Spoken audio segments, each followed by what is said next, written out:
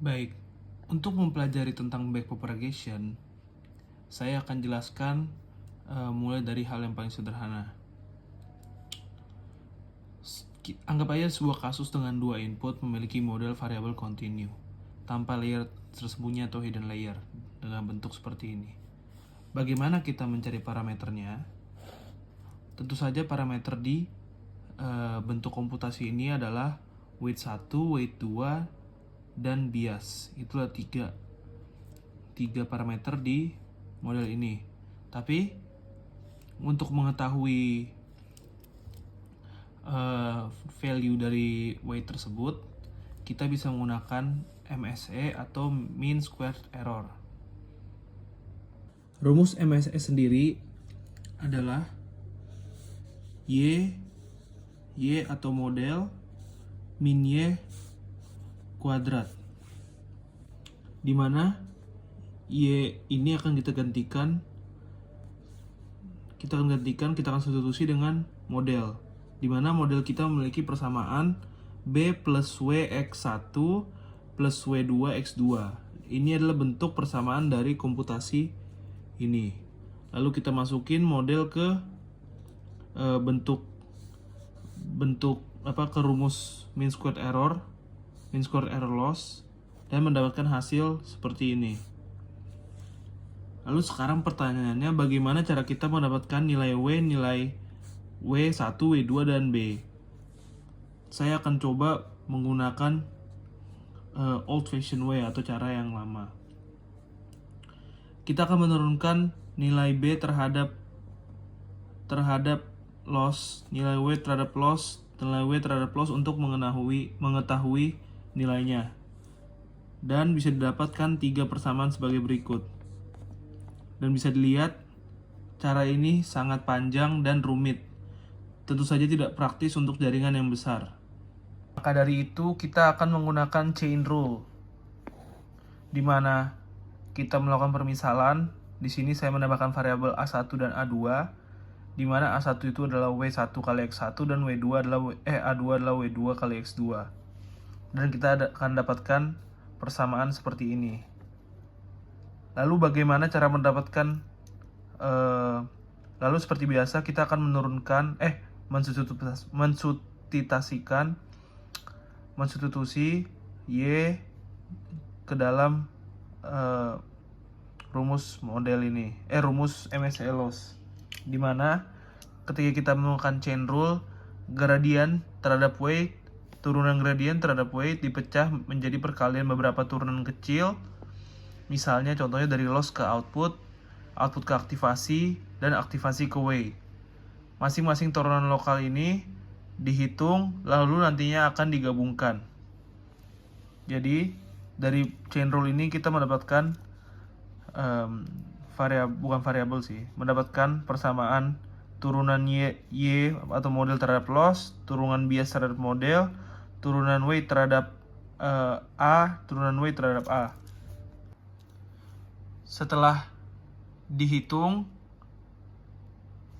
dan didapatkan hasilnya, semua turunan digabungkan kembali, dan bisa dilihat hasilnya itu sama persis seperti old fashion way atau cara lama yang sebelum ini kita lakukan.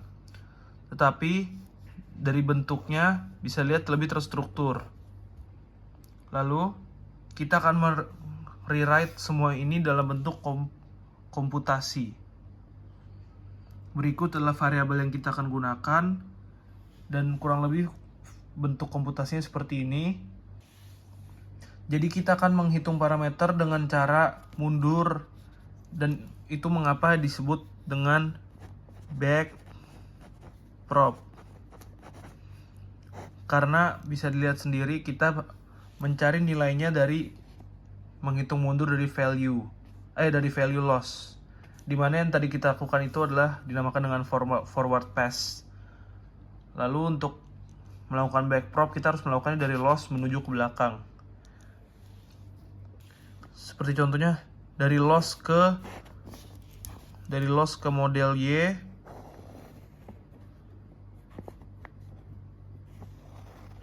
didapatkan turunan Y terhadap loss didapatkan hasilnya itu adalah 2 per model kurang Y, dimana tertulis di atas tadi, atau sama dengan ya ini. Lalu kita akan menghitung juga selanjutnya turunan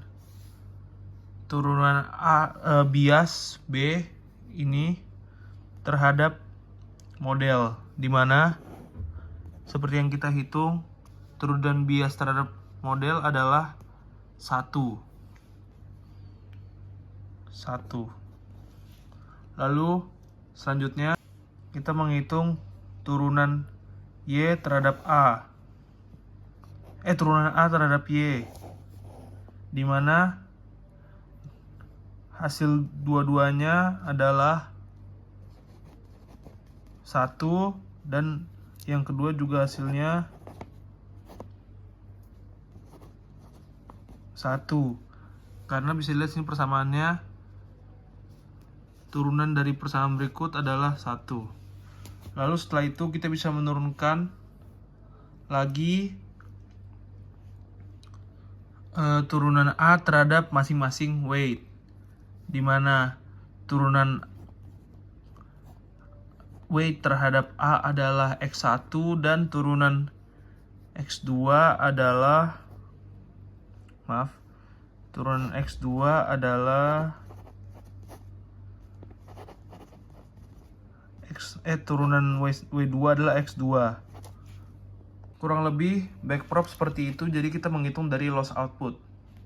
Untuk menghitung nilai dari masing-masing parameter, kita harus melakukan forward pass dulu menuju loss, lalu mundur ke parameter-parameter dan mengkalikan setiap turunannya. Inilah yang disebut dengan backpropagation. Setelah ini kita akan menghitung masing-masing dari parameternya. Setelah kita mendapatkan persamaan-persamaan ini, kita hanya butuh mengkalikan untuk mengetahui hasil dari parameter tersebut. Contohnya, jika saya ingin mencari parameter W1, saya akan tulis ini W1. Kita hanya perlu mengkalikan ini, mengalikan ke belakang, ini dikalikan ini dan dikalikan ini. Jadi 2Y min Y kali DY per DA1 dan X1, dimana ini adalah 1, jadi kita dapatkan 2Y min Y kali X1, dan ini adalah hasil dari value dari W1. Begitu juga dengan yang lain. Jadi hanya dengan menghitung menggunakan chain rule, kita bisa mendapatkan nilai parameter hanya dengan mendapatkan value dari masing-masing turunan terhadap loss. Ini tentu saja bisa dibilang cost efficient, terutama saat komputasi, jadi bisa membuat lebih cepat waktunya, untuk komputasi lebih cepat dan lebih efisien.